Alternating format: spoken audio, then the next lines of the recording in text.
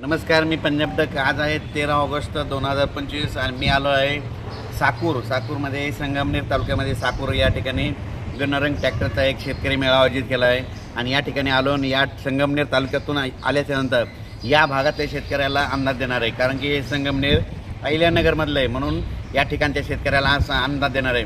तर सर्वप्रथम संगमनेर तालुक्यातल्या शेतकऱ्याला सांगू इच्छितो की आज या साकूर संगमनेर तालुक्यामध्ये आज दुपारनंतर माझा रात्रीच्याला चांगल्या स्वरूपाचा पाऊस सुरू होणार आहे, म्हणून हा संगमनेर तालुक्यातील शेतकऱ्यांनी हा अंदाज लक्षात द्यायचा. त्याच्यानंतर अहिल्यानगर भागातल्या शेतकऱ्याला सांगू इच्छितो की उद्या 14 तारखेपासून म्हणजे 14 ऑगस्टपासून ते 22 ऑगस्टच्या दरम्यान तुमच्या अहिल्यानगर भागामध्ये दररोज वेगवेगळ्या भागात जोराचा पाऊस पडणार आहे, ओढे नाले वाहणारा पाऊस पडणार आहे.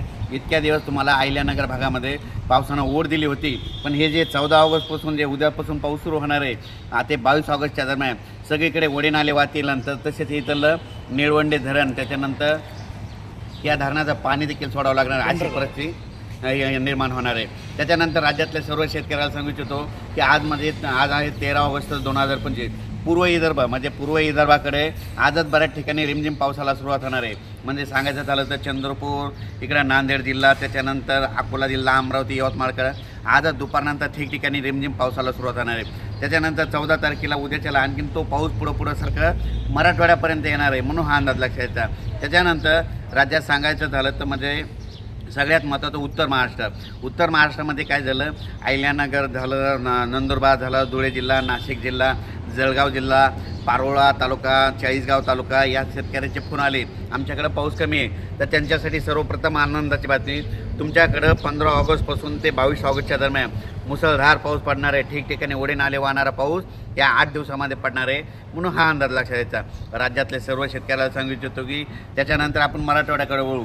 मराठवाड्याकडे परभणी जिल्हा झालं, लातूर जिल्हा झालं, नांदेड जिल्हा झालं, हिंगोली जिल्हा झालं, नांदेड जिल्हा झालं, त्याच्यानंतर जालना जिल्हा, संभाजीनगर, धाराशिव या जिल्ह्यामध्ये शेतकऱ्याला सांगू इच्छितो की म्हणजे आजच दुपारनंतर म्हणजे रात्रीच्याला बऱ्याच ठिकाणी म्हणजे मराठवाड्यामध्ये रिमझिम पावसाला रात्रीच्याला सुरुवात होणार आहे.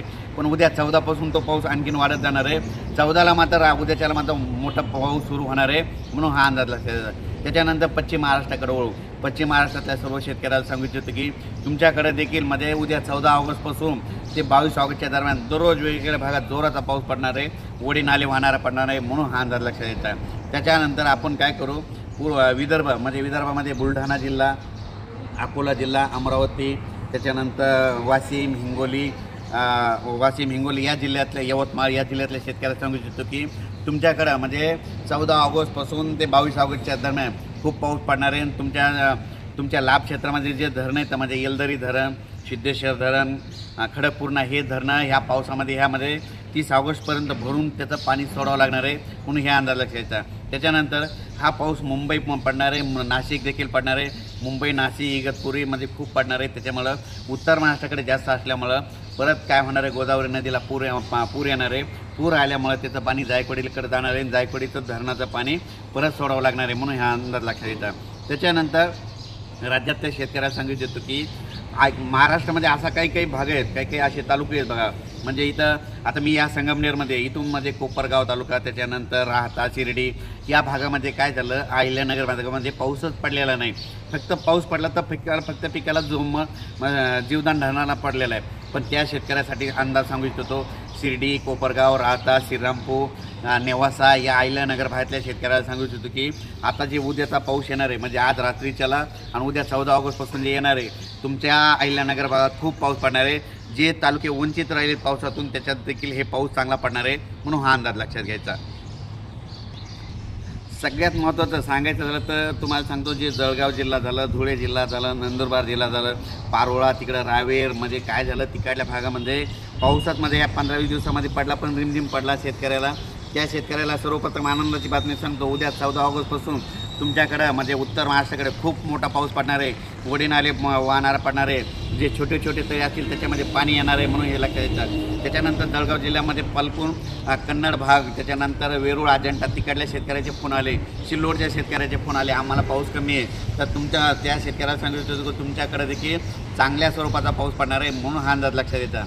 त्याच्यानंतर सांगायचं झालं तर मध्य प्रदेशमध्ये देखील जे खंडवा, त्याच्यानंतर त्या भागामध्ये त्या देखील भागामध्ये चांगला पाऊस पडणार आहे. त्याच्यानंतर गुजरातचं जर शेतकरी जर हे व्हिडिओ बघत असेल तर गुजरातमध्ये देखील म्हणजे अतिवृष्टी होणार आहे म्हणून गुजरातच्या शेतकऱ्यांनी देखील हा अंदाज लक्षात घ्यायचा. त्याच्यानंतर मुंबईकरांना देखील काय करायचं, जरा सतर्क राहायचं. 15 ऑगस्ट ते 22 ऑगस्टच्या दरम्यान मुंबईला देखील मुसळधार अतिमुसळधार पाऊस पडणार आहे. पुण्याला देखील तशीच परिस्थिती राहणार आहे. म्हणजे सांगायचं झालं तर राज्यात हे 8 दिवस 15 ऑगस्टपासून खरं तर 14 ऑगस्टलाच म्हणजे उद्यापासूनच 14 ऑगस्ट ते 22 ऑगस्टच्या दरम्यान दररोज वेगवेगळ्या भागात पाऊस पडत जाणार आहे आणि सगळ्याला जीवदान ठरणारा पाऊस पडणार आहे म्हणून हा अंदाज लक्षात घ्यायचा. आणि बरेच असे काही धरणं आहेत ते देखील या पावसामध्ये छोटे छोटे धरणं देखील भरून जाणार आहेत म्हणून हे देखील अंदाज लक्षात घ्यायचा. तसेच महाराष्ट्राच्या लगत म्हणजे तिकडं तेलंगणा बेळगाव म्हणजे आपले बरेच शेतकरी मित्र आहेत.